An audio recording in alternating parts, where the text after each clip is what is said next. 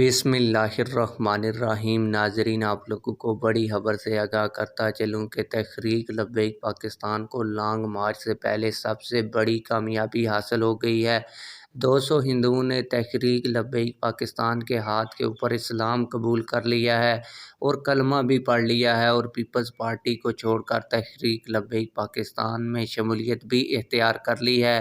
انہوں نے تحریک لبیک پاکستان کے کس امیر کے ہاتھ کے اوپر کلمہ پڑھا؟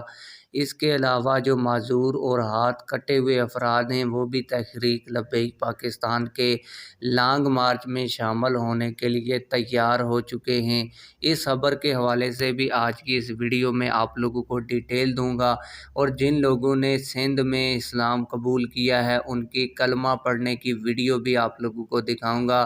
لیکن ویڈیو دکھانے سے پہلے آپ لوگوں سے ایک چھوٹی سی ریکویسٹ ہے، اگر آپ نے ابھی تک ہمارے اس چینل کو سبسکرائب نہیں کیا ہوا تو چینل کو لازمی سے سبسکرائب کر لیں تاکہ آنے والی نئی ویڈیوز آپ لوگوں کو بر وقت ملتی رہیں۔ آپ لوگوں کو بتاتا چلوں کہ معذور افراد بھی تحریک لبیک پاکستان کے لانگ مارچ میں شرکت کے لیے کراچی روانہ ہو رہے ہیں۔ اس کی تصویر بھی میں آپ لوگوں کو ویڈیو میں دکھا رہا ہوں۔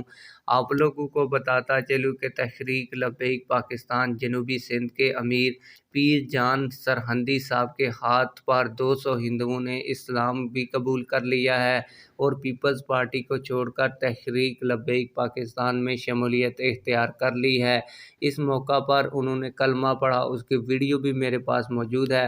آئیے میں آپ لوگوں کو وہ ویڈیو بھی دکھاتا ہوں۔ اشہدو اللہ الہ اشہدو اللہ الہ الا اللہ وحدہ لا شریک لہ واشہدو ان محمدا عبدہ ورسولہ لا الہ زور سا سب کو لب خامہ ننڈا وڈا سب چو مسلمان جو کہن وہ چون حضور جو کلمہ پڑھو لا الہ الا اللہ محمد رسول اللہ۔